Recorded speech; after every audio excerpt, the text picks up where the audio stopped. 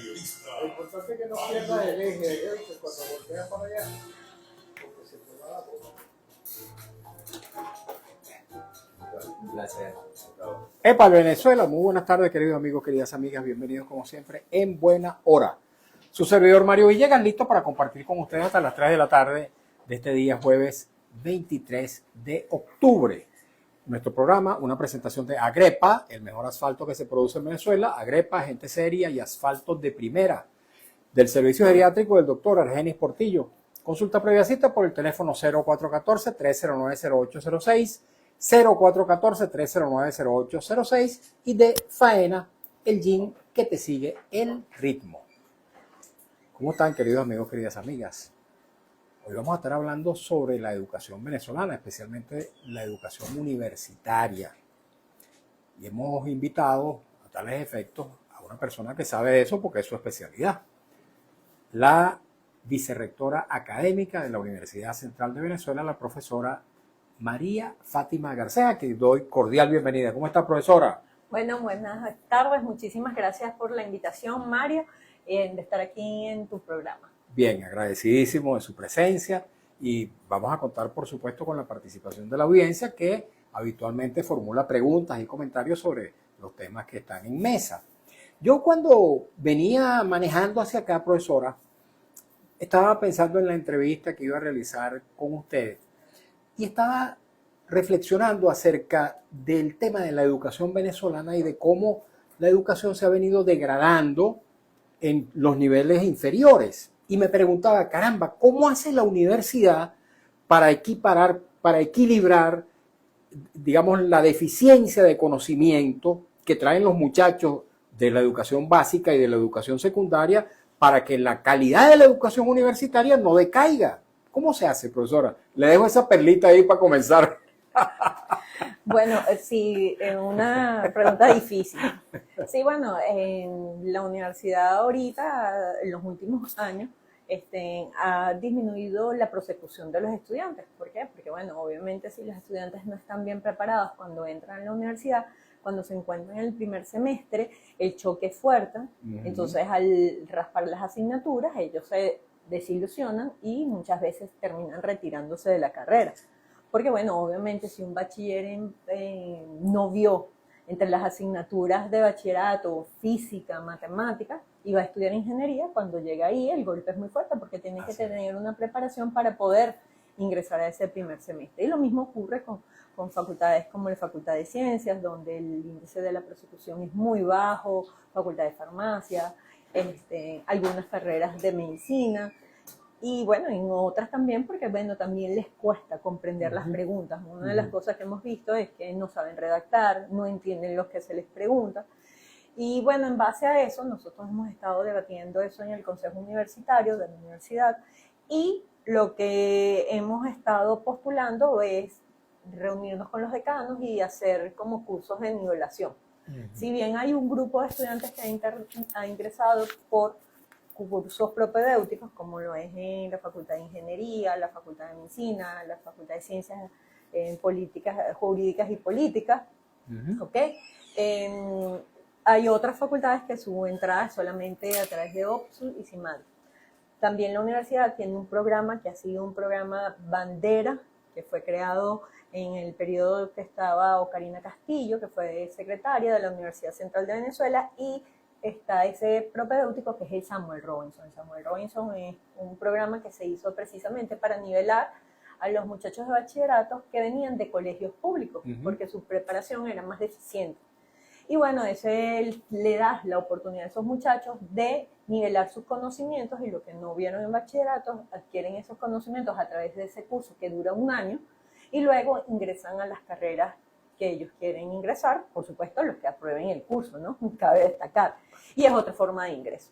Y bueno, este año hubo, por ejemplo, la Facultad de Farmacia, en conjunto con la Escuela de Bioanálisis, en que participó en un curso de nivelación que hizo la Facultad de Farmacia en vista de que la prosecución ahí es muy baja, porque como tiene química y también la deficiencia que vienen con bases de química de bachillerato hace que sea un golpe cuando ellos entren a estas carreras. Bueno, ahora nos tocará evaluar el impacto de este curso de nivelación en los bachilleres que ingresan a farmacia y a bioanálisis. La Escuela de Educación también tiene un curso de nivelación. Ese curso de nivelación también es para los bachilleres que ya ingresaron, también para nivelarlos.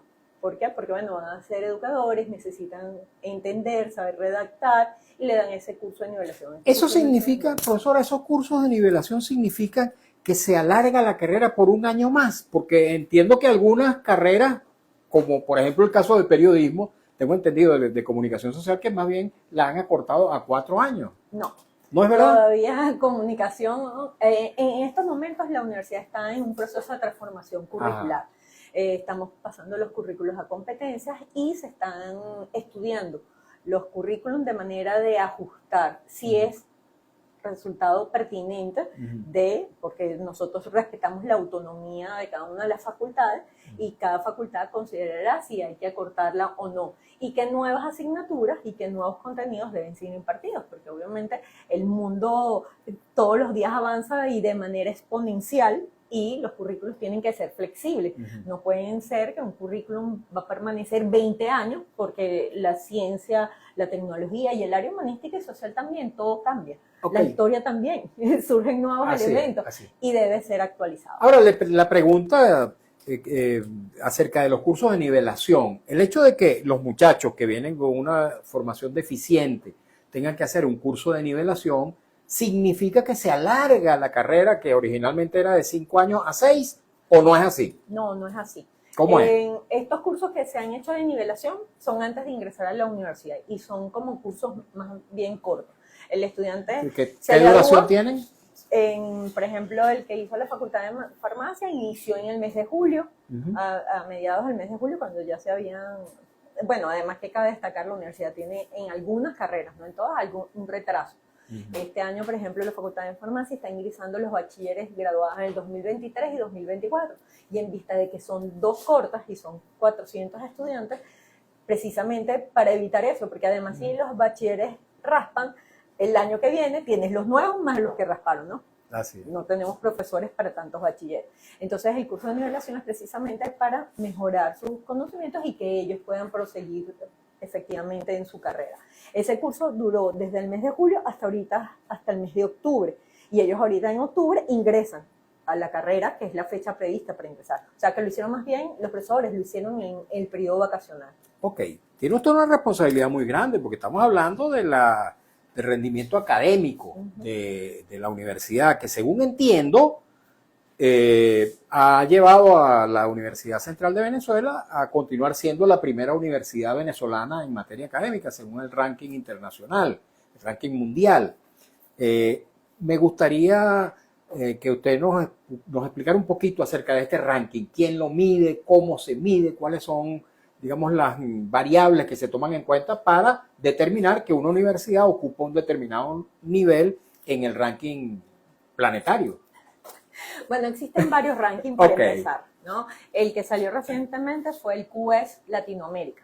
Ajá. En el mes de mayo salió el QS Mundial. Y aunque es QS y es de la misma empresa, miden cosas distintas. ¿Son empresas privadas? Sí, ¿No son organismos multilaterales que lo miden? Son organismos multilaterales, pero con fines privados. Pues. Y ellos miden, o sea, por ejemplo, el QS te pide a ti la información y las evidencias, ¿no? Entonces, por ejemplo, en el Mundial, ellos le dan un peso fuerte, por ejemplo, la sostenibilidad.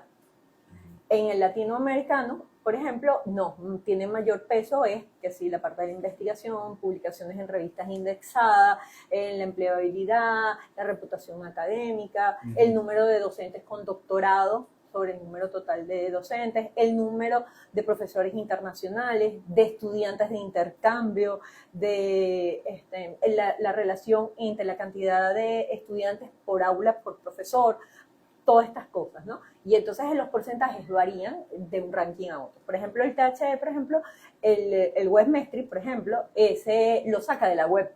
Entonces él no te pide la información, él lo saca de las estadísticas que están en internet. Entonces ve la Universidad Central de Venezuela, cuántas publicaciones tienen en Scopus,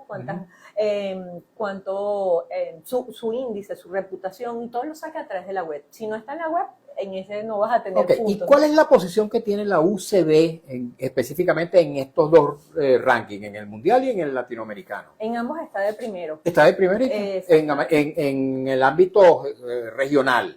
Ajá, es el primero en Venezuela. Pero digo, en el ámbito Y regional. en el ámbito regional, por ejemplo, en el latinoamericano estamos en el puesto en 26. ¿Entre cuántas universidades? Entre 156. O sea que estamos como en la cuarta parte, ahí en el... Exactamente. Estuvimos en un tiempo entre los 10 primeros puestos, por supuesto. O sea que se ha descendido. Ha descendido, por supuesto, pero hemos subido un poquito con respecto a hace 3 años. Okay. Sin embargo, el ranking toma 5 años. ¿Ok? Entonces, por ejemplo, ahorita el que salió ahorita toma en cuenta hasta el año 2024 y 5 años para atrás, o sea, del 2019 al 2024. El año que viene tomará del 2020 al 2025 y así es que va tomando las medidas el ranking. Entonces, obviamente, ahorita estamos trabajando con proyectos de investigación para aumentar el número de publicaciones, pero, por ejemplo, nos limita mucho el hecho de que estos rankings, sobre todo las publicaciones, tienen que ser publicaciones que estén en Scopus, que son de alto impacto, que muchas veces son muy costosos. Un paper para publicar te puede costar $2.500, cosa que obviamente la universidad no tiene para pagar.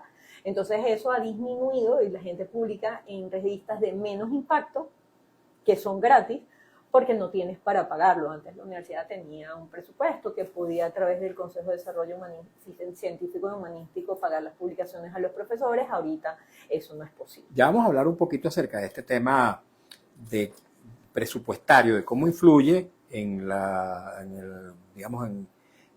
dinámica académica, cómo influye la ausencia de recursos materiales, financieros. Pero me gustaría precisar de nuevo. Usted dice que en la actualidad la UCB ocupa el puesto número 25 de 100 universidades de América Latina. Y en el ranking mundial, ¿qué lugar ocupa la UCB y entre cuántas universidades? Sí, en el ranking mundial fueron aceptadas aproximadamente 1.500 universidades. Ajá. Y en ese ranking la universidad quedó más o menos en la mitad, en 700. 50 aproximadamente. Sin embargo, no es que solo existen 1.500 universidades, se postulan muchísimas universidades, ¿Ah, sí? Pero ellos escogen las que cumplen con los criterios y al final reducen y quedaron 1.500. ¿Entiendes? No es que solamente hay 1.500 universidades. De las 1.500 que cumplían con los requisitos, bueno, la universidad quedó en 700 y pico. Si tú dices cuáles son todas las universidades del mundo, obviamente no es 700, o sea, es mucho mejor supuesto en comparación. Pero estás agarrando a las mejores, se supone, del mundo. Okay. A las 1.500 mejores, por ejemplo. Okay. Fíjese.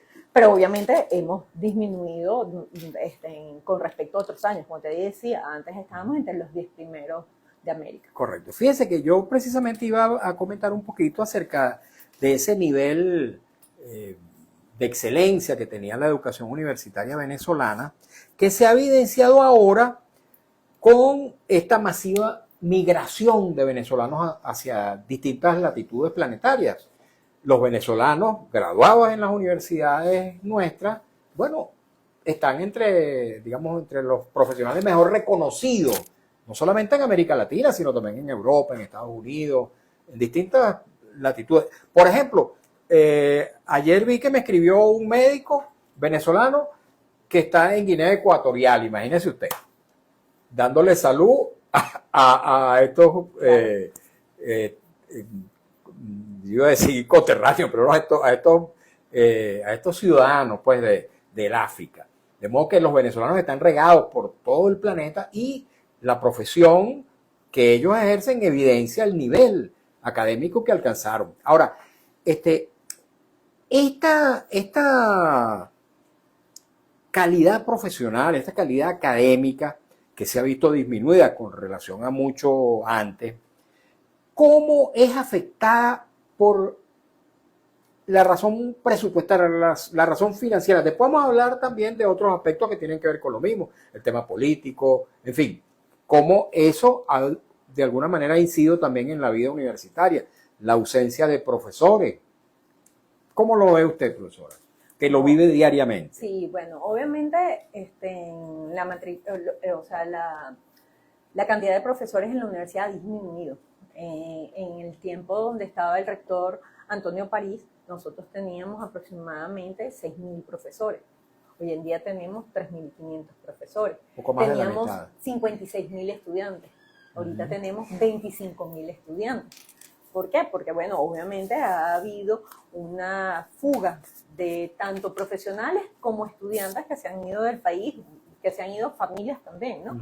Y obviamente ha disminuido el número de estudiantes en la universidad. También está el problema económico. Antes el estudiante se dedicaba a estudiar, ahora tienen que estudiar y trabajar para ayudar en su casa. ¿Las becas prácticamente no existen o son de Las muy becas son escaso nivel? $3. Obviamente no dan ni para el pasaje del estudiante. Claro. Sin embargo, el vicerrector administrativo ha logrado alianzas para conseguir unidades de transporte y se cubren más o menos todas las rutas que teníamos antiguamente. No es lo único. O sea, los estudiantes antes hacían 3 comidas en la universidad, desayuno, almuerzo y muchas veces la cena. Entonces, bueno, ahorita solo tienen el almuerzo. Son solamente 2.000 comidas o 2.500 comidas. Entonces, claro, toda esa situación ha hecho que disminuya el número de personas que va a la universidad, ¿no? El otro problema es que con los bajos salarios, obviamente, los profesores también tienen que trabajar en varios lugares. Ya un profesor no puede estar a dedicación exclusiva en la universidad como antes, que daba clases, que se dedicaba a la investigación, hacía extensión. Ahorita los profesores tienen que tener varios trabajos para poder vivir y mantener a su familia. Entonces ya no le puede dedicar lo mismo en la universidad, porque antes podía dar clases y hacer investigación, ahora solo podrá dar clases. Entonces eso también ha hecho que disminuya la investigación en la universidad. Fíjese, otro tema que tiene que ver también con el rendimiento académico, lo relaciono yo con la edad, ¿verdad? La edad de los docentes, porque así como se han ido muchísimos profesionales, también se han ido muchos profesores de corta edad, que tienen seguramente mucho mayor conocimiento de las nuevas tecnologías, mientras que los profesores que van quedando son personas de mayor edad, que seguramente no están tan habituados a los nuevos recursos que otorga la academia. ¿Cómo influye eso? Porque obviamente la edad le da mucha experiencia, mucha veteranía a los profesores, mucho conocimiento, y eso contribuye muchísimo a la formación de los estudiantes. Pero seguramente esa edad, lo digo por mi propio caso, pues, le impide tener un mejor dominio de los recursos tecnológicos a la mano al día de hoy. Bueno, fíjate, por ejemplo, si nosotros estamos viendo entre la experiencia que pudiera tener un profesor en la Facultad de Medicina con amplia trayectoria, por ejemplo, en cirugía o en pediatría, y tú me dices un muchacho recién graduado de pediatra, obviamente el profesor con mayor experiencia, que ha visto miles de casos y sabe todo, ese le ofrece mayor enriquecimiento al muchacho que está formando. Por supuesto. Entonces, bueno, todo es relativo con respecto a lo que yo estoy evaluando, ¿no? Entonces, y cada quien se dedica a distintas áreas. O sea, es verdad, hoy en día los muchachos son más tecnológicos y los profesores tienen que habituarse a esas tecnologías. O sea, hay muchos debates del uso de la inteligencia artificial en el aula, pero siempre la universidad se ha caracterizado por lo que es el pensamiento crítico. El estudiante puede usar la inteligencia artificial y hacer una tarea, pero después tiene que defenderla en el salón de clases y decir con sus argumentos, sus propios argumentos, qué es lo que él opina. Porque si tú lo que haces es un copy-paste de lo que tú sacas de la inteligencia artificial, obviamente el profesor también se da cuenta. Claro, tenemos que enseñar a nuestros profesores a usar esas herramientas y bueno, precisamente ahorita nosotros acabamos de ganar un premio con ICHE y UNESCO, que yo fui a Singapur a recibirlo, y en ese premio precisamente fue por unos cursos de inteligencia artificial para la docencia. Entonces ahí en esos cursos te enseñan a realizar los prompts para poder usar la inteligencia artificial, cómo usar la inteligencia artificial para hacer presentaciones, porque bueno, es una de las cosas que la gente debate, bueno, pero yo me podía pasar una semana haciendo una presentación y más para una charla. Ahorita con la inteligencia artificial, tú en media hora puedes hacer una presentación. Bueno, pero eso es una herramienta. Al final, si tú no tienes el conocimiento, ¿cómo tú vas a exponer delante de un público las láminas? No vas a leer las láminas, tú tienes que tener un conocimiento. Y eso te ayuda, es una ventaja porque te facilita una parte del trabajo, pero si tú no lo sabes, tampoco vas a exponerlo bien. Entonces, bueno, la gente dice que es trampa usar la inteligencia artificial. No, la inteligencia artificial es una herramienta que está a la disposición de todos. El problema es cómo se usa. ¿Ok? Fíjese, otro tema que tiene que ver con la academia, le pregunto, es el político. En estos tiempos de tanta polarización, de tantas limitaciones incluso al ejercicio de la autonomía universitaria, ¿cómo influye la política en el rendimiento académico?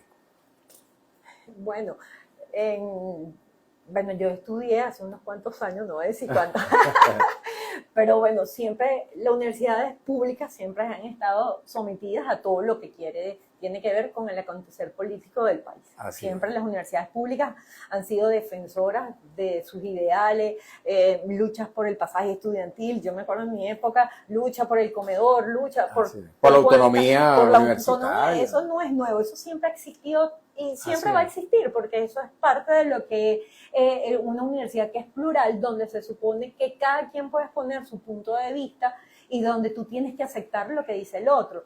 El problema es que, bueno, tenemos actualmente un país muy radicalizado y eso se ha visto un poco afectado, ¿no?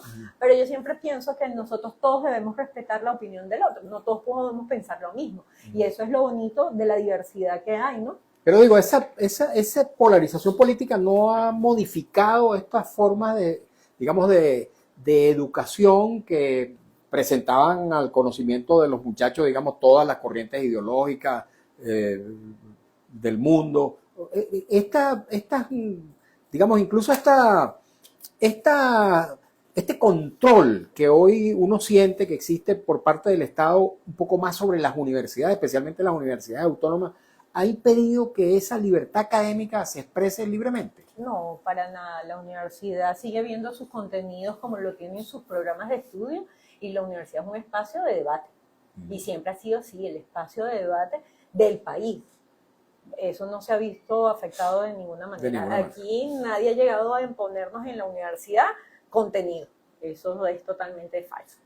El hecho de que haya algunos profesores universitarios presos, ¿tienen algo que ver con su condición académica o no? ¿Es por otras razones? Bueno, mira, eso es algo que nosotros al final no podemos saber. A veces cuando ponen a un profesor preso, muchas veces es porque el profesor de repente ha tenido entrevistas o ha sacado artículos. Otras veces ni siquiera sabemos por qué, pero normalmente es porque, bueno, de repente su discurso es en contra del gobierno, pero en un país democrático no debería pasar eso. Todos tenemos derecho a expresar lo que nosotros pensamos, porque para eso está la democracia. Si hay un preso político por decir lo que piensa, eso no es democracia. Así es. Tenemos que ir a una pausa, profesora, porque vamos a escuchar un avance del noticiero en este momento en la voz de Alex Márquez.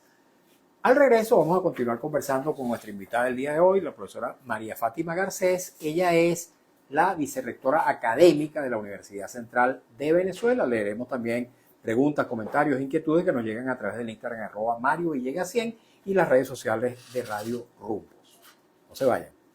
Aquí seguimos un ratico más, profesora, en las plataformas digitales mientras el compañero va a leer.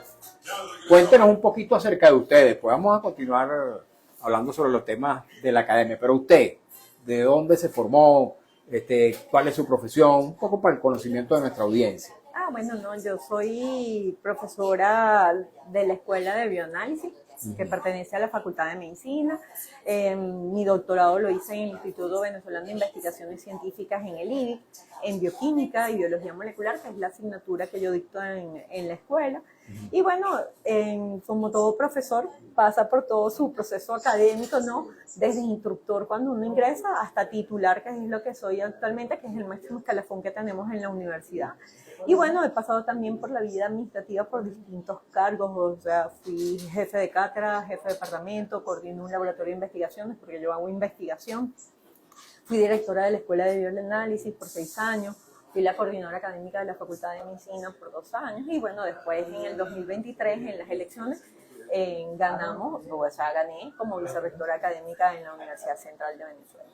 Y está muy conforme con la actuación en ese campo, si se quiere, de conducción, de rectoría de la universidad, o está un poquito medio arrepentida de haberse metido en esos menesteres. No, bueno, siempre he pensado que el vicerrectorado académico es el espacio precisamente donde debatimos los intereses académicos que debe tener una universidad y es un espacio de mucha responsabilidad. Es por eso que desde que gané las elecciones he trabajado por la transformación curricular de la Universidad Central de Venezuela. En la Universidad Central de Venezuela, en muchos de los programas de estudio tienen más de 20 años sin actualizarse y por eso yo coloqué que el currículum tenía que ser independiente de cualquier otra dependencia, porque eso es una transformación constante. Todos los días se hacen hallazgos y esto es exponencial hoy en día. Y bueno, tienes que actualizar la información que les das a los estudiantes y hay que actualizar los programas.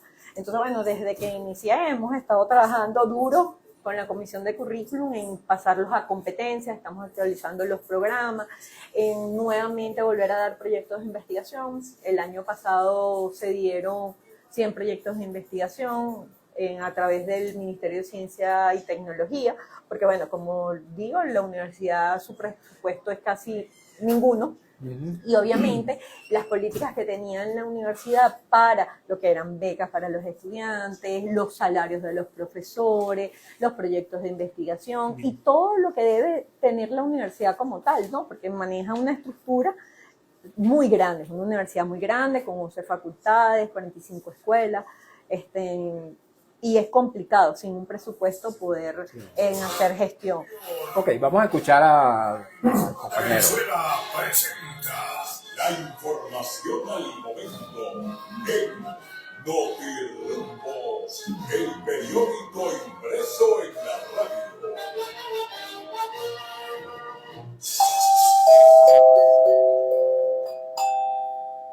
Notirumbos informa, el Ministerio de Educación anunció la instalación de una comisión para evaluar el impacto de las tareas escolares. Este equipo tiene la finalidad de reducir el estrés y la carga de trabajo que en muchos casos genera la tarea entre familias y estudiantes, o, mejor dicho, en las familias y estudiantes, y diseñar políticas públicas con base científica y el mayor consenso posible. Notirumbos informa.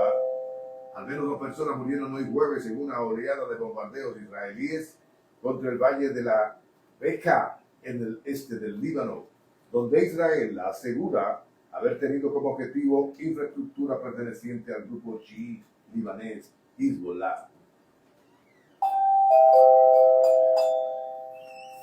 En 300 bolívares y sin tickets de los puntos de venta están recibiendo los dólares los comerciantes asiáticos y buhoneros en Pérez Bonalde y Plaza Katia, así como en sus inmediaciones. Hasta ahora no aparece ninguna autoridad por esa zona. Informó Notirumbos, 2:31 minutos hora Rumbos, la emisora de Venezuela.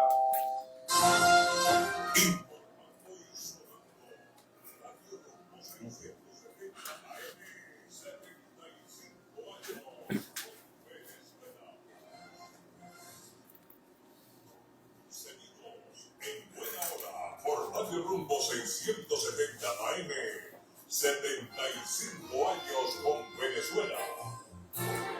Continuamos en buena hora y es momento de hablarles del servicio geriátrico del doctor Argenis Portillo. Me complace mucho siempre recomendar este servicio porque conozco de la calidad profesional y el compromiso existencial que tiene el doctor Argenis Portillo con la salud de los adultos mayores.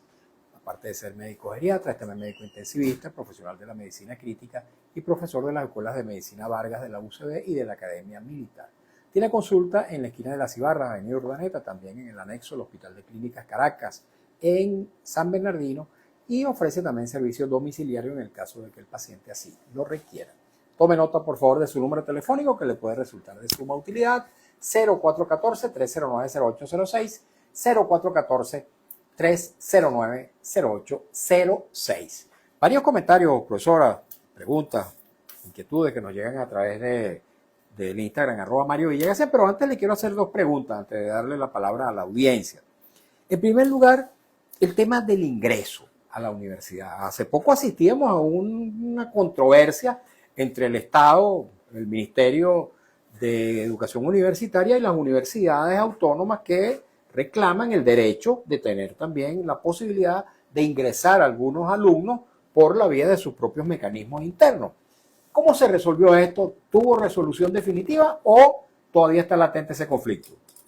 Bueno, fíjate, en el mes de junio aproximadamente, bueno, se recibió una notificación donde se decía que la universidad no podía hacer la prueba interna que siempre hacía, que era el CIMADI. Esa es una forma de ingreso que tiene la universidad, que es a través de mérito académico, en el cual los estudiantes presentan una prueba online, en la cual luego por el puntaje se dice cuántos se asignan a cada una de las carreras. Cada facultad dice cuántos cupos puede dar por ese sistema de ingreso. Cuando se recibió eso, bueno, obviamente se discutió en el consejo del Consejo Universitario, y el Consejo Universitario resolvió hacer la prueba porque esa medida era posterior a la inscripción de los bachilleres a la prueba. Los bachilleres se habían inscrito en el mes de marzo y ya ellos habían adquirido un derecho porque ya se habían inscrito y habían pasado la primera fase de las inscripciones y estaban a la espera de la prueba, que ya estaba para presentarse justo esa semana en la cual salió la medida. Entonces, bueno, después el rector se reunió con el ministro Ricardo Sánchez, con el ministro Héctor Rodríguez, y se llegó a un acuerdo de que, bueno, que eso ya estaba en curso y se aceptó que se presentara la prueba CIMADI. Por este año. Por este año se continuó. ¿Y los años subsiguientes? Se continuó y bueno, ya se publicaron las listas y todo eso. Después de esto, el ministerio dijo que se iban a hacer mesas de trabajo con las 175 universidades para un sistema de ingreso único a las universidades. El sistema que utilizó el ministerio este año fue el cupo o la asignación de cupos de los bachilleres según sus notas de bachillerato.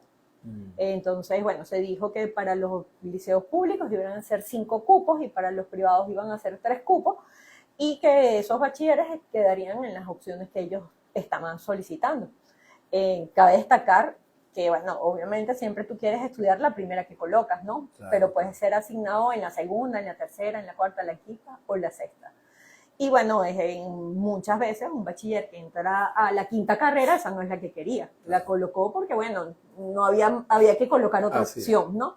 Entonces eso también limita porque el bachiller no entra precisamente a la carrera que quiere, y eso también hace que disminuya la prosecución, porque si un bachiller entra a una carrera que no quiere, después se quiere cambiar, ¿verdad? Y bueno, para cambiarse son poco los cupos, hay ciertos criterios que debe cumplir de notas para poder cambiarse y todo eso. En conclusión, ¿qué va a pasar los años que vienen? Bueno, eso todavía no está claro, porque se supone que deben llamar a las mesas de trabajo. La secretaria de la universidad, la profesora Corina Aristimuño, ella presentó en OPSU-CNU la propuesta que venía trabajando la universidad a través del sistema de ingreso por mérito académico, además el programa Samuel Robinson, que es un programa bandera. Ese sí se dijo que no se iba a modificar porque es un programa que tiene muchos años y ha sido muy exitoso, son los bachilleres que mejor prosecución tiene la universidad, y de hecho el ministro Ricardo Sánchez ingresa a la Universidad Central de Venezuela por el Samuel Robinson. Entonces, bueno, todavía no sabemos qué va a pasar el año que viene, pero bueno, este año deberían llamar a las universidades para discutir. La universidad ya tiene una propuesta y quiere llevarla al ministerio su propuesta como Universidad Central de Venezuela. ¿En qué consiste brevemente? No, bueno, la propuesta es precisamente seguir con unas pruebas de conocimiento por áreas de estudio, además que las facultades también proponen el ingreso por cursos propedéuticos, porque además nivela al bachiller antes de ingresar y eso le da un plus, porque si tú nivelas al bachiller antes de ingresar, cuando ingresa ya tiene la preparación que tú necesitas. ¿Qué porcentaje de los ingresos debería estar en manos de las universidades y cuánto del Sistema Nacional de Ingresos? Mira, actualmente el sistema de ingresos de la universidad que entran a través de la universidad es como el 20%. El 20%. El 80% lo otorga OPSU-CNU. Y ese 20% es en cursos propedéuticos, la prueba de ingreso, en estudiantes que ingresan por convenio, porque los hijos de los profesores y empleados tienen convenio para ingresar a la universidad, entran a través de cultura, a través de deporte. Bueno, los hijos de diplomáticos también tienen ingreso a las universidades, eso es un acuerdo diplomático precisamente. Los familiares, los hijos de los trabajadores universitarios también tienen derecho, eso lo dije en el acta convenio, que tanto profesores como empleados y obreros. Ok, ¿Y se mantiene este 20% en la propuesta que hace la universidad o que va a hacer la universidad?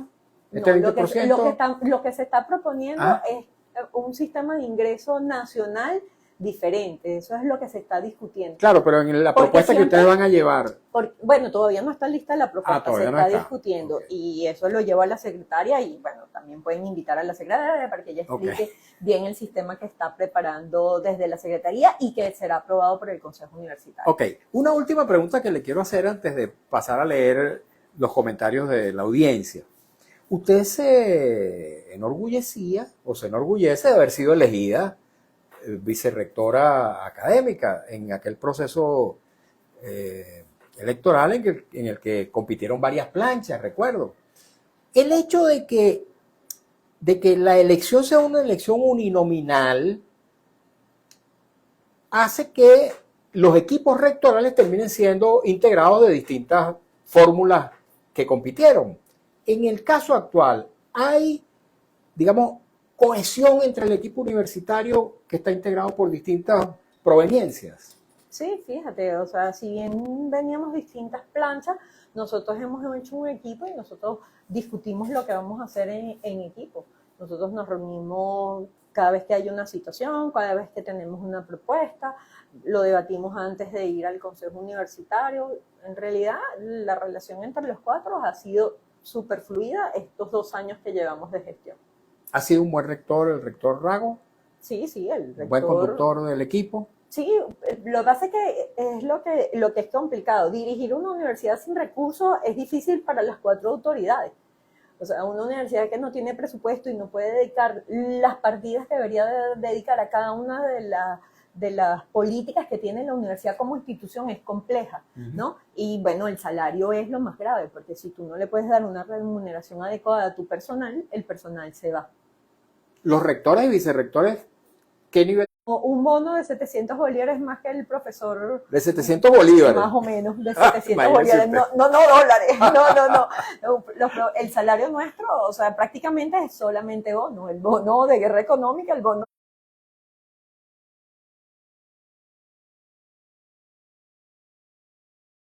Ahora sí. Dice @Monroy Santelli, dice, o Santelli o Santelli, o Santelli. Dice, apreciado Mario, muchas gracias por los temas que trabajas. Bueno, se trata de eso, de darle diversidad temática a nuestra audiencia. Dice @Merceninoya, saludo, cordial saludo también para usted. Y dice, consulta, durante la pandemia mi hijo se retiró por razones personales, solo le faltaba la tesis, ¿podría retomar para culminar sus estudios? Gracias. Sí, por supuesto, él puede dirigirse a su escuela y hacer solicitud de reingreso y eso va al consejo de escuela, se aprueba y puede ingresar, y más sobre todo si quedó pendiente con la tesis. Ok, vamos a continuar. A veces los bachilleres no lo saben. Y otra cosa es que a veces tampoco se retiran formalmente, abandonan. Entonces eso es otro caso. Entonces, bueno, en el caso de los que abandonan, supongamos que este es el caso del muchacho. Eso va a depender del consejo de escuela. O sea, se analiza, el muchacho debe enviar una carta explicando por qué se retiró o por qué abandonó. Y bueno, eso lo lee el consejo de escuela, ellos lo discuten y dicen si sí o si no. Pero si le falta solo la tesis, es súper probable que sea aceptado para que culmine. Porque queremos que se forme y que tengan título universitario los bachilleres. Así es, qué bueno. ¿Cuántos títulos universitarios le ha tocado entregar a usted, profesora, en esta gestión? Bueno, los títulos los entrega el rector, pues, pero el equipo, No, mira, no sé, tendría que preguntarle a la secretaria que es la que los elabora, pero bueno, las graduaciones son en cada periodo por lo menos 700 bachilleres, o sea, vamos a decir que hemos graduado en... 1.500. No, más de 2.000. Más de 2.000, ok, vamos a seguir leyendo rapidito. Un poquito de paciencia. Dice Merceninoya, en Chile son los venezolanos que superan, bueno, no completa el mensaje, pero tiene que ver con lo que yo decía del nivel académico de los profesionales venezolanos en el exterior. Dice @Milcar Morú, dice, buenas tardes Mario y a la profesora. Me quedo con mi época de estudiante, éramos felices, ahora todo es un caos y problemas de todo tipo. La felicito por su trabajo y tesón en sus funciones. Bendiciones. Necesitamos bendiciones. Son pocas las bendiciones que reciben. Bueno.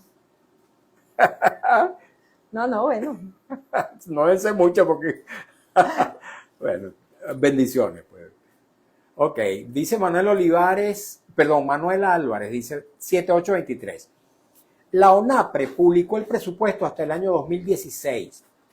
En dicho presupuesto aparecían todas las universidades con su presupuesto aprobado y se podía analizar desde esa fecha, se podía analizarlos. Desde esa fecha no se sabe nada al respecto. ¿Esto es verdad? Sí, bueno, es que, por ejemplo, la universidad todos los años hace su presupuesto de qué es lo que necesita, ¿no? De que lo hace el año anterior, ¿no? Porque tú lo haces, por ejemplo, en el mes de septiembre. Haces el proceso para solicitar el presupuesto, por ejemplo, del año 2026. Sí. Cuando se aprueba el presupuesto y cuando nos dan el dinero en vale bolívares, mucho menos. Vale mucho menos porque además estamos sometidos a una devaluación. Claro. Entonces, al final, el presupuesto es menos del 7% de lo que pide la universidad, porque también una cosa es lo que pedimos y una cosa es lo que aprueba la Asamblea En la Nacional. actualidad, ustedes reciben el 7% de la solicitud de presupuesto. Sí. Aproximadamente. Caramba, imagínense. Y bueno, y se va devaluando con los meses, pero no te lo pagan todo en enero, ¿no? Te lo van dando por dosado. Cada, sí. Ok, vamos a seguir leyendo los mensajes. Dice Méndez Reinaldo 761.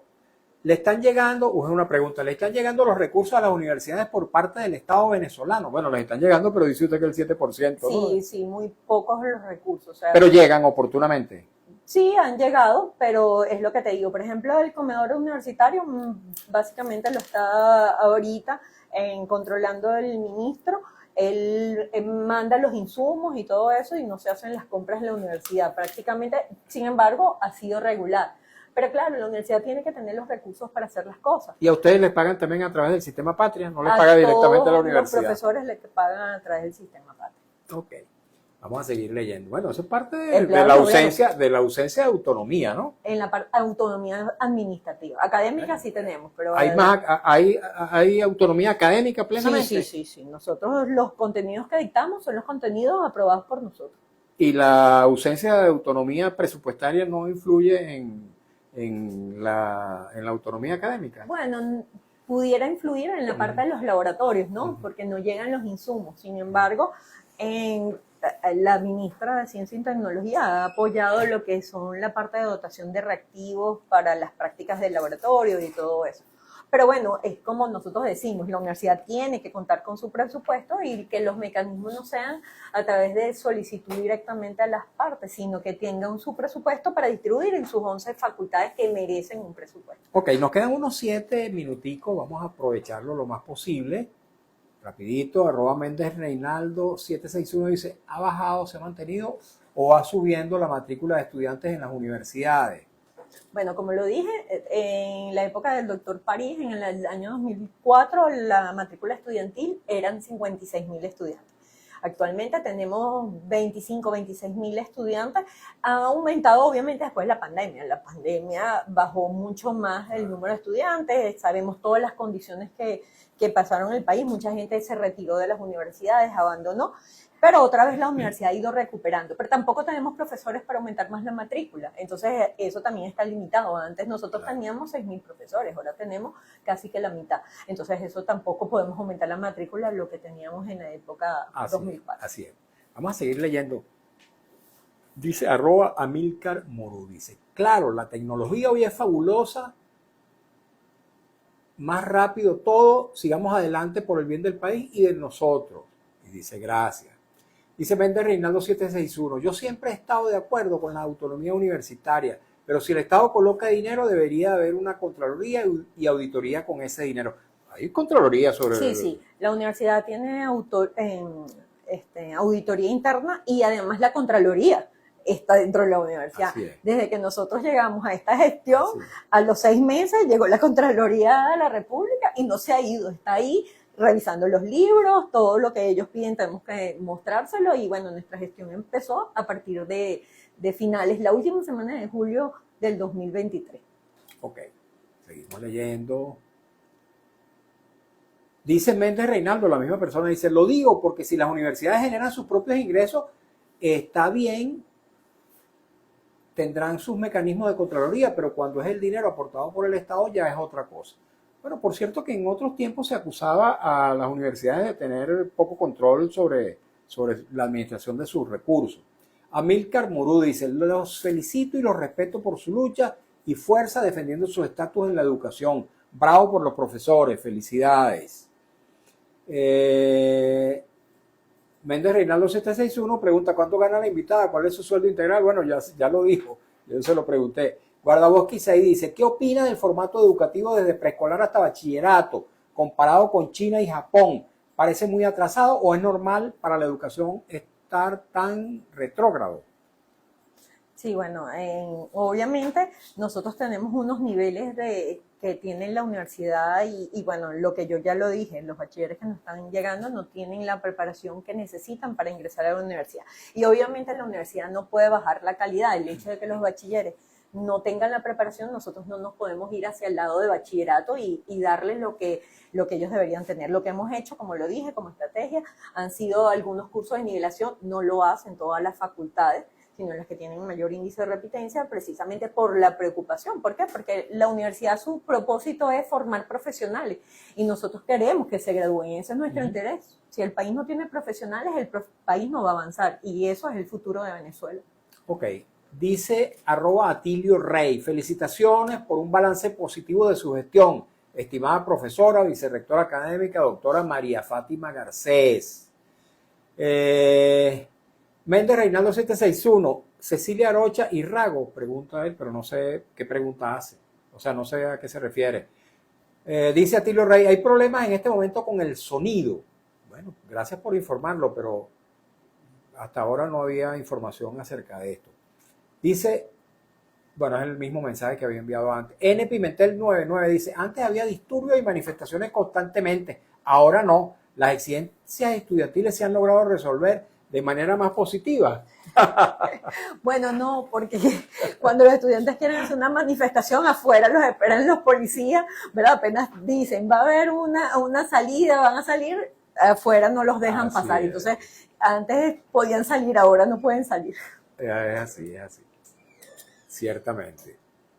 Amílcar Morú, profe, yo creo que todos los que estudiaron en la UCB deberían aportar algo para su funcionamiento. ¿Qué opina usted de una idea semejante? Bueno, fíjate, eso es una política que tiene ahorita la Simón Bolívar y hemos visto la universidad ha recuperado su infraestructura porque desde 2021 está la comisión presidencial que se ha encargado de arreglar cada una de las estructuras a raíz de la caída del pasillo número 5 sí, que tenemos en la universidad. Y bueno, han ido arreglando cada uno de los edificios, pero la universidad no es solamente los edificios, son los profesores, y si nosotros no tenemos una política de estímulo para los profesores, que básicamente el salario es una de las cosas, lo otro son las becas, entonces también es necesario. ¿Han pensado ustedes en algo semejante, que los egresados aportemos algo a la universidad en términos financieros? Bueno, existe una asociación de egresados. Existe, por supuesto, de la UCB, pero eso podía ser a través de esa asociación que colaboraran con la universidad para diferentes políticas internas de apoyo, pudiera ser apoyo a docentes que además muchas veces están enfermos, nosotros no tenemos hoy en día un seguro como lo teníamos en la época de antes, o sea, nuestros seguros son $400. Obviamente con $400 no puedes ser atendido en ningún centro privado, es que no alcanza ni para una resonancia. Antes los servicios de HCM de la universidad eran ejemplares. Sí, así mismo es. Profesora, llegamos al final del programa, de verdad se nos fue rapidito, muchas gracias por su presencia el día de hoy, cuando quiera estamos aquí a la orden. No, muchísimas gracias y esperemos que José Gregorio Hernández, nuestro UCBista, nos proteja y nos bendiga también. Amén. Amén. Muchísimas gracias, la profesora María Fátima Garcés. Ella es nada más y nada menos que la vicerrectora académica de la Universidad Central de Venezuela, nuestra querida UCB. A ustedes también, amigos, muchas gracias por habernos acompañado en esta nueva edición de nuestro programa En Buena Hora. Hemos trabajado para ustedes con mucho cariño, como siempre, en la dirección de Radio Rumbos, Elsa Siciliano, en la jefatura de prensa Luis Alberto Albornoz, en los controles Sabino Fernández, en la lectura de las informaciones Alex Márquez, en las redes sociales de Radio Rumbos Marco Rivera y frente a los micrófonos su servidor Mario Villegas con fe de Venezuela. Nuestro programa, una presentación de Agrepa, el mejor asfalto que se produce en Venezuela. Agrepa, gente sería asfalto de primera, del servicio geriátrico el doctor Argenis Portillo. Consulta previa cita por el teléfono 0414-309-0806 y de Faena, el gym que te sigue el ritmo. Tengan todas y todos muy buenas tardes.